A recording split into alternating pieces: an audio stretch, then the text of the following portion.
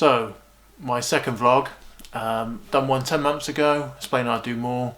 Done a few videos in the meantime of me fishing matches, and I've got a few other anglers, Owen Robertson and Liam Dennick, also on video, so check them out if you haven't already.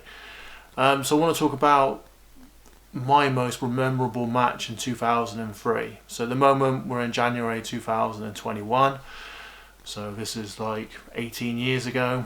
So I've got quite a lot of memories of fishing. As if you probably don't already know, I do a lot of match fishing, so happy days. So I've got a lot of memories. So this one I'd like to share with you. So practicing for the Winter League, so the Upper Thames Winter League, which consisted of 12 teams. I think it was 10. So 12 teams of 10, so 120 anglers. We're fishing a midweek match at Sutton Benger. I can't honestly remember how many people were there. I would say there was probably between 15 and 20 anglers. So, you know, an alright, steady knock-up match, as the angling press actually regarded it as. So with this match, I just wanted to try a few things out. So, you know, help the team out as well. We had team meetings on the Thursday, so the match was on the Wednesday. So, yeah, talking to the locals and that, there'd been an explosion of gudgeon, so therefore, add that in mind. I knew I couldn't fish a whip that day because there was a trees above me, and therefore that would have hindered like trying to fish like a 5 or 6 meter whip to hand. So therefore, I sort of short lined it. And to be honest with you, I do a lot more sort of short lining than what I do whip fishing, to be honest. Always have done. I sort of fish like a short line and then like ship back like 2 sections or even 3 sections and not break down and like just lift. So fundamentally fishing like a whip. It takes a little bit of getting used to. Remember the first time I'd done it, sort of snapped a number 3 section and I tangled a few rigs, so it does take a little bit of getting used to, so be warned. And also you need the right terrain sometimes to do it as well. You know, if you've got a stupidly steep bank or something like that, then you might not be able to do it.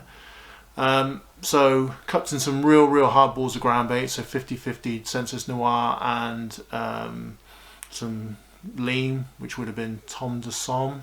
So some Sensus, always used to do Sensus ground baits back then. I wasn't sponsored by them in any way, shape or form. So, but that's the ground bait I used to use a lot of. So I remember making these balls as hard as possible. So quite wet balls as well. And then putting a few pinkies in there, some dead pinkies, cupping them in as hard as possible. And with gudgeon, I just found you just wanted to feed once. So I think I cupped in about 5 balls of ground bait, been an open, wanted to be positive. And I never fed again on that line. Nothing.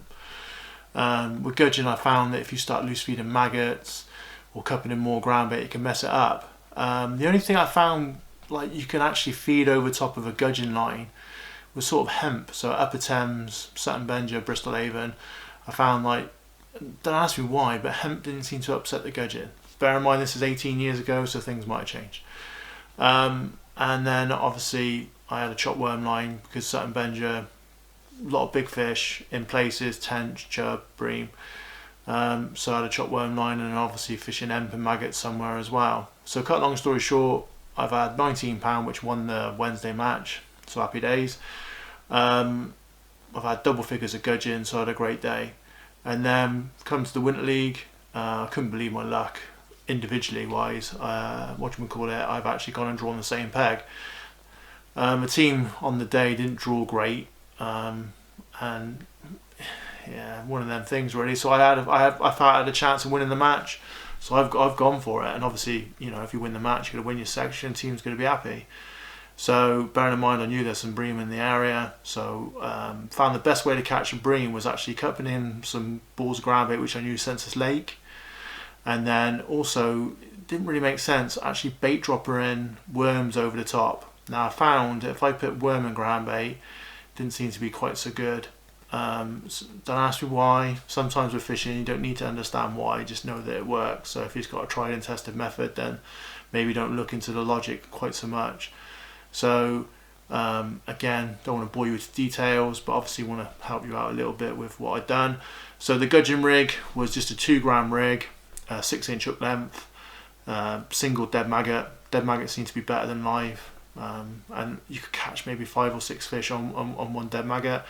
And it was like a Sensus Bernard float. Cool, I'm plugging sensors here. And we had just had a bulk for 6 inches above my hook length, and that was it. So real simple shot on pattern. Well, it wasn't a shot on pattern, it was just a load of weight just above your hook length. And I hate to think how many fish you could catch, you know. It was really quick. There was a massive explosion of gudgeon, and a lot of anglers caught them. So that was good. And then obviously I was lucky, I caught some bream. So I've had 8 bream, about 6 pound of gudgeon, weighed 37 pound, and won the match. Team didn't fare so well on the day. We came 5th on the day, and Device's match group actually won on the day. And then there was 4 rounds left on the canal, and with the anglers that they had, they destroyed the league. So fair play to them. Hope you enjoyed the video, and I will catch you soon.